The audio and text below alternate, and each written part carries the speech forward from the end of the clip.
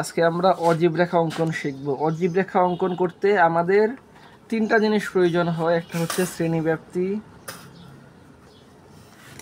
আর একটা হচ্ছে গণসংখ্যা, এবং সর্বশেষ যেটা প্রয়োজন হয় সেটাকে বলা হয় ক্রমযোজিত, সেটাকে বলা হয় ক্রমযোজিত গণসংখ্যা। ডিস্টার্ব করবে না কেউ। পরবর্তী হচ্ছে গণসংখ্যা, এবং পরবর্তী যেটা হচ্ছে এটাকে বলা হয় ক্রমযোজিত গণসংখ্যা। ক্রমযোজিত গণসংখ্যা কিভাবে করে এটা আমরা আজকে সহজ নিয়মে শিখিয়ে দেব। গণসংখ্যা, আচ্ছা আমরা একটু শ্রেণীব্যাপ্তি দিকে খেয়াল করি। আমাদের আছে 31 থেকে 40, আমরা এগুলো আগে লিখে নিই। 31 থেকে 40, 41 থেকে 50, 51 থেকে 60। আচ্ছা আমি এই তিনটার গণসংখ্যাকে লিখব 6, 8, 10, 6, 8, 10। এখন ক্রমযোজিত গণসংখ্যা আমরা কীভাবে করব? আমাদের গণসংখ্যা প্রথমে যেটা আছে আমরা ওইটাই লিখব, এবং ওই যেটা গণসংখ্যা আছে ওইটা আমাদের ক্রমযোজিত গণসংখ্যা হলো, এবং ওই ক্রমযোজিত গণসংখ্যার সাথে পরবর্তী গণসংখ্যা যোগ করে তারপর এখানে লিখতে হবে। আমি আবারও বলতেছি, এই যে ক্রমযোজিত গণসংখ্যা আছে ওইটার সাথে পরবর্তী গণসংখ্যা যোগ করে লিখতে হবে। মানে 6 আর 8 যোগ করলে কত হবে? 14। 14 সাথে 10 যোগ করলে হবে 24। আমরা বুঝতে পারছি ক্রমযোজিত গণসংখ্যা কীভাবে লিখতে হয়। আচ্ছা এটা পুশ করে দাও। ওকে, আচ্ছা আমরা কিন্তু এই প্রশ্নগুলো আমরা লিখে নিয়েছি। এখন শ্রেণীব্যাপ্তির গণসংখ্যাগুলো লিখে নিয়েছি। তারপর আমাদের ক্রমযোজিত গণসংখ্যা যে আছে 24, 24 সাথে 12 যোগ হয়ে আমাদের কত হবে? 24 আর 12 যোগ করলে আমাদের হবে 36, 36। 36 সাথে 5 যোগ করলে 41, 41। 41 সাথে 7 যোগ করলে 48, 48। আর 48 সাথে 2 যোগ করলে 50। একটা বিষয় খেয়াল রাখা জরুরি, আমাদের গণসংখ্যার যোগফল যা হবে, গণসংখ্যার যোগফল যা হবে আমাদের ক্রমযোজিত গণসংখ্যার শেষের যে সংখ্যাটা এটাও কিন্তু সেটাই হতে হবে। মানে এটাও সাধারণত যুগেই। আচ্ছা এইসব বিষয়ে টেনশনের কোনো মানে নাই। যারা যারা আমার লেখা বুঝতেছেন, যারা আমার লেখা বুঝতেছে না তারা অবশ্যই গাজর খাবেন, কারণ আপনাদের চোখের সমস্যা থাকতে পারে। আমার দেখাই যাবে। আচ্ছা পরবর্তী যেটা আমাদের অজীব রেখা লিখতে গেলে মানে আঁকতে গেলে আমাদের একটা গ্রাফ লাগবে। অবশ্যই আপনারা ভালো একটা গ্রাফ রাখবেন, এমন ফকিনির মতো গ্রাফ রাখবেন না। আমার স্টুডেন্টের 2 টাকা দিয়ে একটা গ্রাফ কেনার মতো ক্ষমতা নাই, কি আর বলেন। আচ্ছা যাই হোক, আমরা কিন্তু এই ক্ষেত্রে কি করব, 2টা টান দিব। একটা হচ্ছে উপর থেকে নিচে, এভাবে একটা আমরা আঁকলাম, আর একটু নিচে দিলাম। হ্যাঁ আলো আলো আমি কখনো খুঁজে পাবো না। আচ্ছা বেটা ক্লাস করাইছে, ক্লাস করাইছে। আরে সেহরি খাইতেছে বুঝছি, ক্লাস করাইতেছে। বলে শীত লাগছে নি করে। এই হচ্ছে আমরা একটু খেয়াল করি, এই হচ্ছে আমাদের উপরের দিকে যেটা থাকবে এটা হচ্ছে ওয়াই, আর নিচে থাকবে হচ্ছে এক্স। মনে রাখতে হবে ওয়াই সবসময় উপরে থাকবে, এক্স হচ্ছে নিচে থাকবে, আর মাঝখানে থাকবে 0। ওয়াই হচ্ছে দামি মানুষ, তাই উপরে থাকবে। আচ্ছা এরপরে আমরা যা করব, এই বরাবর আমরা, আমি আবারও বলতেছি, এই উপর ওয়াই বরাবর আমরা ক্রমযোজিত গণসংখ্যা লিখব। এক্ষেত্রে খেয়াল রাখা জরুরি, আমরা কিন্তু কলম ব্যবহার করতে পারবো না, আমাদেরকে পেন্সিল ব্যবহার করতে হবে। ক্রমযোজিত গণসংখ্যা লিখব। এরপরে এইদিকে আমরা লিখবো শ্রেণীব্যাপ্তি লিখবো। এইদিকে আমরা কি লিখবো? শ্রেণীব্যাপ্তি, শ্রেণীব্যাপ্তি। আচ্ছা পরবর্তীতে আমরা যাই। এখন আমরা খেয়াল করব শ্রেণীব্যাপ্তির ক্ষেত্রে এই যে আমাদের আছে কত থেকে শুরু হয়েছে, 31 থেকে। তুমি বুঝতেছো নি, আগে এটা মুখে বলবা। 31 থেকে আমরা শুরু করবো। আমরা 31, এই যে আমাদের, আমরা এখান থেকে শুরু করতে পারবো, এখান থেকে শুরু করতে পারবো, আমার ইচ্ছা। 31 থেকে আমরা শুরু করবো। এখানে রাখলাম আমরা কত, আপনাদের বোঝার সুবিধার্থে আমি কলম দিয়ে লিখতেছি। 31 আমি লিখলাম। আর এই যে আমার এই 0 থেকে যে আমার 31 অবধি আছে, হ্যাঁ, এটা এইটুকু আমরা একটা ভাঙা অংশ দিতে হবে। এটা আমরা যদি এখন প্রতি ক্ষুদ্রতম ঘরকে 1 একক ধরি, তাইলে আমি আবার বলছি, এই যে এইগুলো হচ্ছে আমাদের ক্ষুদ্রতম ঘর। এই ছোট ছোট ঘরকে যদি আমরা একটা ঘরকে 1 একক ধরি, মানে একটা ঘরকে 1 ধরি, তাইলে কিন্তু আমাদের 40 হবে এই জায়গায়, ঠিক আছে? আশা করি সবাই বুঝতে পারতেছেন। তো আমি ক্ষুদ্রতম ঘরকে এক একক ধরবো, তাহলে আপনাদের বুঝতে সুবিধা হবে, অঙ্কটা করতে মানে এটা গ্রাফটা আঁকতেও কিন্তু সুবিধা হবে। 31, 40, এরপরে আবার এখানে হবে 50। এখন এটা আমি একটু ক্লিয়ার করে দিই। আমাদের প্রথম যে আমরা লিখলাম 31 আমরা কিন্তু এখানে লিখেছি, ঠিক আছে। পরবর্তীতে 40 আমরা লিখলাম। এখন প্রশ্ন আসতে পারে আমরা 41 কেন লিখিনি। আমরা শুধুমাত্র প্রথমটা লিখব, এরপরে আমরা আবার এই দিক থেকে সব লেখা শুরু করব। এখন আমরা একটা ব্যাখ্যা দিই যে আমরা 41 কেন লিখবো না, কারণ আমরা এই যে 31 লেখার পরে 40 লিখছি, হ্যাঁ, এই 40-এর মধ্যে কিন্তু আমাদের আমরা 40-এর পর যখন 50টা লিখলাম তখন কিন্তু আমাদের এই 40 থেকে 50-এর ভিতরে কিন্তু আমাদের এই 41টা থাকে, ঠিক আছে। এই কারণে আমরা লিখবো না, শুধুমাত্র এটা লিখবো। এরপর আমরা এই দিকের যেগুলো আছে ওই সবগুলো কিন্তু আমরা লিখবো, এই দিকে আমরা লিখবো না, শুধু এখান থেকে লিখে এই দিকগুলো লিখবো, বুঝছো নি। 50, এরপর আমরা কত লিখবো বলো, মুখে বলো, কত লিখবো? 60। এরপরে কত লিখবো? 70। এরপরে কত লিখবো? 80। আপনাদের জানার সুবিধার্থে বলে রাখি, আমি যাকে পড়াচ্ছি সে হচ্ছে ছাত্র, ছাত্রী না। 80, তারপরে কত লিখবো? 90। এরপরে কিন্তু লিখতে হবে 100, যার জন্য জায়গা নেই। এই জন্যই বলতেছি যে কিপটামি কখনোই করবেন না। আমার সঙ্গে কিপটামি করে ছোটো একটা গ্রাফ দিছে, এই কারণে কিন্তু লিখতে সমস্যা হয়ে গেছে। আমাদের কিন্তু আরও 100 লাগবে। তো তুমি গ্রাফ এনে রাখিয়ে দিলেই বলি, গ্রাফটা আমার দিতে হইব। তাহলে আমরা 90 অবধি কিন্তু করবো, মানে আমরা এতটুকু অবধি করছি। আপনারা কিন্তু সম্পূর্ণটা লিখতে হবে, বুঝতে পারছেন? এই সম্পূর্ণ একদম 100 অবধি লিখতে হবে। যদি না লেখেন তাহলে কিন্তু পরীক্ষা কাটা যাবে। আমি আপনাদের বোঝার সুবিধাতে, যেহেতু আমার এখানে গ্রাফের জায়গা নাই, এই কারণে আমি 90 অবধিই রাখছি, ঠিক আছে। আপনারা পরবর্তী শুধুমাত্র 100 বারের নিয়ম সেম, যে নিয়ম দেখাবো হুবহু সেম নিয়ম। যদি অঙ্ক ভুল হয়, ঠিক আছে, আপনারা কিন্তু 100 অবধি লিখতে হবে, ঠিক আছে। আমার জায়গা নেই কারণে আমি 90 অবধি লিখছি। যেভাবে অজীব রেখা লিখে দিব একদম অনার্স অবধি সেম নিয়ম। সাধারণত অনার্সে তো থাকে না অজীব রেখা। অঙ্ক যদি ভুল হয় টিচার পড়ানোই ছাড়ি দিব। আচ্ছা, ক্রমজিত গণসংখ্যার ক্ষেত্রে আমরা কিভাবে লিখব? আমরা আমাদের দেখেন এখানে আছে 6, 14, 24 এভাবে আছে, এগুলো নিয়ে কোনো টেনশন নাই। আমরা সাধারণত 5 থেকে শুরু করব। 5 থেকে কত থেকে শুরু করব? 5 থেকে। এবার এখানে লিখলাম আমরা 0 থেকে এখানে লিখলাম আমরা 5 লিখলাম, এখানে লিখলাম আমরা 10। কেন আমরা 5, 10 লিখছি? এই যে আমরা এক ঘরকে, ছোটো ছোটো এক ঘরকে আমরা এক একক ধরছি, 1, 2, 3, 4, 5, বুঝতে পারছেন? 5, 10, এরপর লিখবো 15, এরপর লিখবো 20, 25, 30, 35, 40। আমাদের কত আছে? 50 অবধি কিন্তু আছে। তার মানে আমাদের এটাও একটু বড় নিতে হবে। 45, ছোট নিলেও কোনো সমস্যা নাই। কিভাবে সমস্যা নাই? আপনি যদি ক্ষুদ্রতম এক ঘরকে যদি আপনি 2 একক ধরেন, ঠিক আছে, মনে করেন আপনি একটা ঘরকে 2 ধরেন, তার মানে এটা এরকম হবে 2, 4, 6, 8, 10। তাহলে কিন্তু 40টা এখানে না হয়ে এখানে হবে। একইভাবে আমি যদি ক্ষুদ্রতম এক ঘরকে 2 একক ধরি, তাহলে আমার কি হবে? তাইলে আমার 10 থেকে শুরু করতে হবে। এভাবে হবে 2, 4, 6, 8, 10। এখানে লিখতে হবে আমার 10, এখানে লিখতে হবে আমার 20। এভাবে শুরু করতে হবে। কেউ বুঝতে না পারলে কমেন্ট করেন, আমি আবার বুঝাই দিই। ফি অনলি 1000 টাকা।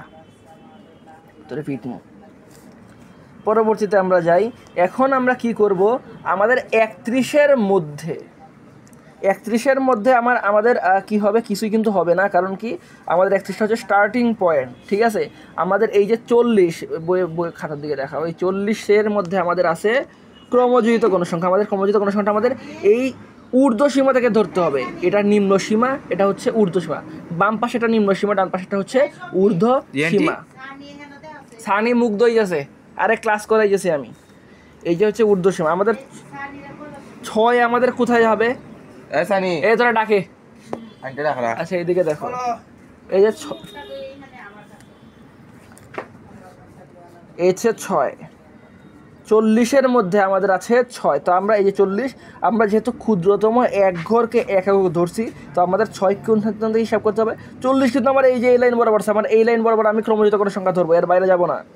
এই 1, 2, 3, 4, 5, 6। আবার দেখতেছি 1, 2, 3, 4, 5, 6, ঠিক আছে। এই 1, 2, 3, 4, 5, 6 আমাদের এইখানে 6 হবে। আপনাদের বোঝার সুবিধার জন্য আমি কলম দিয়ে লিখছি, কিন্তু আপনাদের মাস্ট বি পেন্সিল দিয়ে লিখতে হবে, নাইলে হবে না। পরবর্তীতে 50-এর মধ্যে আছে 14, 50-এ আমার 14, 50-এ 5, 10, 11, 12, 13, 14 এভাবে একটা গুল বৃত্ত দিয়ে দিবেন। পরবর্তীতে আমরা যাব 60-এ আছে আমাদের 24, 60 কই, 60 আছে 24, 5, 10, 15, 20, 21, 22, 23, 24, 60-এ আছে আমাদের 24 এখনো বেতন পাইছি না, মাথা খারাপ। পরবর্তীতে আমাদের আছে 70-এ আছে কত, 36 আছে, 70-এ আমাদের 36 দেখবো, 5, 10, 15, 20, 25, 30, খেয়াল করবেন এখন 30, 35 আর 1 হচ্ছে 36। স্বপ্নিল বুঝছো নি? না বুঝলে কইও। এরপর আমাদের হচ্ছে 80 মানে 80 বুঝছো? নিহা কেটা উল্টা পাল্টা কথা কইও না, আস্তাগফিরুল্লাহ। না মানে সরি, মানে মেশরেন্ট ফরানো ভালো, কিন্তু আমার কাছে কোনো মেশরেন্ট নাই, এই কারণে আমি আস্তাগফিরুল্লাহ বলছি। আপনার আবার অন্য মাইন্ডে নিয়েন না, আমি মেশরেন্টও পড়াই, সমস্যা নেই। আমার সব স্টুডেন্টরা আমার সন্তানের মতো, আমার বোনের মতো। সন্তান না, বোনের মতো, আমার এখনো বিয়ের বয়স হয় নাই। আচ্ছা, পরবর্তীতে আমরা যাই। আপনার সব বন্ধুর তো বিয়া হইয়া বাচ্চা হইয়া আরে ভাই আছে। তুই এখন এটা ক্লাস করাই না। 80-এর মধ্যে আমরা যাই, 80-এর মধ্যে আমাদের আছে 41 অব্দি আছে, ঠিক আছে? তো আমরা যাই 5, 10, 15, 20, 25, 30, 35, 40, 41, 41। কে বুঝেন নাই হাত তুলেন, মানে কমেন্ট করেন, বেশি কমেন্ট করেন, গালাগালি দিয়েন না আবার।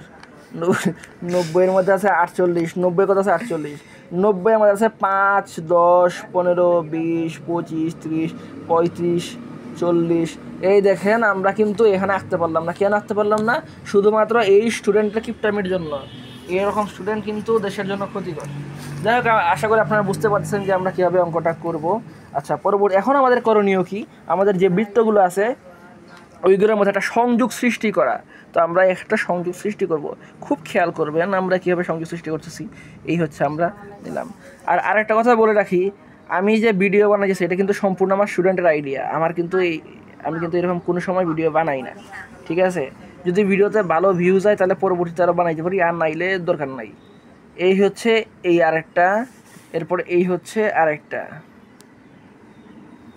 ঠিক আছে? আমাদের পরবর্তী যদি আরেকটা হতো তাহলে আমরা ওইখানে আরেকটা দিতাম, এরপরে আবার যদি হয়তো আমরা আরেকটা এভাবে সৌদা করে তো আমাদের সংযোগ করতে হবে, ঠিক আছে? এখন আমরা এই যে এখান থেকে সংযোগ করলাম, এটা কিন্তু আমাদের 31-এ মানে 31-এ কিন্তু আমাদেরকে সংযোগ করতে হবে। স্বপ্ন বুঝছো? না বুঝলে বলবা।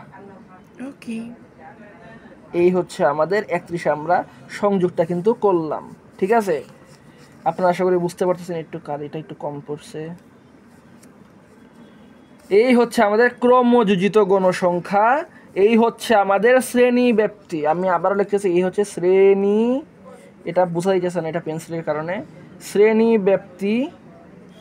আর এই হচ্ছে ক্রমযোজিত গণসংখ্যা। আশা করি এটা বোঝা যাচ্ছে, ঠিক আছে? আমাদের কিন্তু গ্রাফ আঁকা কমপ্লিট, কিন্তু শেষ হইয়াও হইল না। শেষ কেন শেষ হয় নাই? আমাদের কিন্তু লেখাটা বাকি রয়েছে। আমরা কি লিখব? যে আমি সহজ ভাষায় বুঝাই, OY অক্ষ বরাবর ক্রমযোজিত গণসংখ্যা এবং OX অক্ষ বরাবর আমরা শ্রেণীব্যাপ্তি বসাইছি। তাহলে আমরা একটু সুন্দর করে লিখতে হবে, এভাবে লিখলে হবে না। লিখবো কি হবে? ছক কাগজে। OY, হ্যাঁ ভেরি গুড, ছক কাগজে, ভেরি গুড। Thank you. ছক কাগজে প্রতি ক্ষুদ্রতম বর্গের এক ঘরকে 1 একক ধরে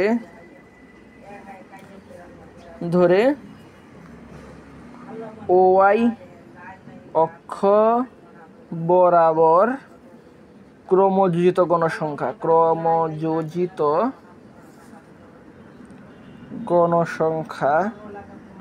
এবং OX অক্ষ বরাবর, তো ওটা ওয়াই অক্ষ আগে লেখা লিখিতে হইল না। ওয়াই অক্ষ বরাবর তো এক গড়কে প্রতি বর্গের এক এককে। বুঝি নাই, আবার বলো। এবার দিন পরে এই তো OY অক্ষ বরাবর আমি এক ঘরকে একক ধরছি, তো এই যে ক্রমযোজিত গণসংখ্যা বসাইছি। কোন জিনিসটা বুঝো নাই? না ঠিক আছে, বুঝছি। না তুমি কোনটা বলছো? না আমি কইছি ও ওয়াই অক্ষ বরাবর প্রতি এক ঘরকে এক একক দুইরা, ওটা আগে আমি লিখতে একসাথে আসলাম। লিখে লাইছি প্রতি ক্ষুদ্রতম। আমার কারণটা কি, আমার তো সময় নষ্ট করার কোনো দরকার নাই। আমি এই দিকেও এক অক্ষ বরাবর এক ঘরকে এক একক ধরছি, এই দিকে আমি এক ঘরকে এক এককই ধরছি। আমার যদি এমন হইতো, তো ভালো একটা প্রশ্ন করছো দর্শক বন্ধুরা, একটু একটা জিনিস বুঝেন। যদি আপনারা এমনটা যদি মনে করেন যে আপনারা এই দিকে এক ঘরকে এক একক ধরলেন, ঠিক আছে, বা এক ঘরকে 2 একক ধরলেন, আর এই দিকে ধরলেন এক ঘরকে 1 একক বা 2 একক, মানে সোজা কথা এইদিকে যেমন আপনি মনে করেন ধরলেন, আপনি এইদিকে এক ঘরকে 2 একক ধরলেন আর এইদিকে ধরলেন 1 একক, তাহলে কিন্তু আপনাদের এটা মিল থাকলো না। মিল না থাকলে কিন্তু কি করতে হবে, আপনারা লিখবেন যে আমরা ও এক্স অক্ষ বরাবর প্রতি ক্ষুদ্রতম বর্গের এক ঘরকে 2 একক ধরে শ্রেণীব্যাপ্তি বসাই, এবং ও ওয়াই অক্ষ বরাবর আপনারা ধরেন যে প্রতি ঘরকে 1 একক ধরলেন, তাইলে বসাবেন, বলবেন যে আমরা ও ওয়াই অক্ষ বরাবর প্রতি ক্ষুদ্রতম বর্গের এক ঘরকে 1 একক ধরি। মানে আপনারা যেমনভাবে বসাবেন তেমনভাবেই লিখবেন। আর আমি কেন এটাকে এক লাইনে লিখলাম, কারণ আমার হচ্ছে ও এক্স অক্ষ বরাবর আমি প্রতি ক্ষুদ্রতম বর্গের এক ঘরকে 1 একক ধরছি, ও ওয়াই অক্ষ বরাবর আমি এক ঘরকেই ধরছি। এই কারণে আমি লিখেছি এটা এইভাবে যে প্রতি ছক কাগজে প্রতি ক্ষুদ্রতম বর্গের এক ঘরকে 1 একক ধরে ও ওয়াই অক্ষ বরাবর ক্রমযুক্ত গণসংখ্যা এবং ও এক্স অক্ষ বরাবর শ্রেণীব্যাপ্তি বসাই। কারণটা কি, এইদিকে আমি যেমন এক ঘরকে 1 একক ধরছি, এইদিকে আমি এক ঘরকে 1 এককই ধরছি। আমি যদি আলাদা আলাদা ধরতাম তাহলে আমি আলাদা আলাদা লিখতাম। বুঝতে পারছো না এখন? জোরে বলো। হ্যাঁ বুঝেছি। ও এক্স অক্ষ বরাবর, ও এক্স অক্ষ বরাবর কি শ্রেণীব্যাপ্তি বসাই। আমি আবারও বলতেছি, আপনারা যদি আলাদা করে ধরেন তাইলে কিন্তু আলাদা করে লিখবেন। যেমন আমি এইখানে এক ঘরকে 1 একক ধরছি, এই ঘরকে এইখানেও এক ঘরকে 1 একক ধরছি, এইটার কারণে আমি একসাথেই কিন্তু লিখছি। আপনারাও লিখতে পারেন, কোনো সমস্যা নেই। এবার লিখতে কি একটু সুবিধা হয়, সুযোগ সুবিধা ভালো হয়, মানে পেস লাগার সমস্যা নেই। পেস লাগবে না ইনশাল্লাহ কোনোভাবেই, ভালোভাবে লিখতে পারলে পেস লাগবে না। বরাবর শ্রেণীব্যাপ্তি বসিয়ে অজীব রেখা অঙ্কন করি। অজীব রেখা অঙ্কন করি। অজীব না অবীজ? বেটা অজীব রেখা অঙ্কন করি, ঠিক আছে। এরই মাধ্যমে, হ্যাঁ বলো। আমরা প্রশ্নের মধ্যে তো আইছিল আজীব রেখা অঙ্কন। আজীব রেখা আবার কি ধরনের কথা জানা, আমরা প্রশ্নের মধ্যে লেখা এই যে এখানে লেখা আছে অজীব রেখা অঙ্কন করি, অজীব রেখা, ঠিক আছে। তাইলে এই আমাদের কিন্তু এদিকে ধরো, there is our where is the আজীব রেখা, yeah there is our আজীব রেখা। আজীব দাঁড়ান এটা দেখাই, এটা প্রশ্ন ভুল। ওই দিন কই গেল? না এটা ঝাপসা, তুমি একটু উপরে ধরলে ক্লিয়ার বোঝা যাবে, তো উপরে ধরো তো ক্লিয়ার বোঝা যাবে। তুমি একদম ক্লোজ ধরো, এটা হলো আজীব রেখা, আসলে হইতো না, এটা হলো অজীব রেখা হইব। এটা প্রশ্ন ভুল, আজীব রেখা বলতে কোনো কিছু নাই। তাহলে এই আমাদের অজীব রেখা অঙ্কন সম্পূর্ণ হইল। আচ্ছা, আজকের ভিডিও সম্পূর্ণ হইল। ঠিক আছে। হ্যাঁ ঠিক আছে বন্ধ করে দাও।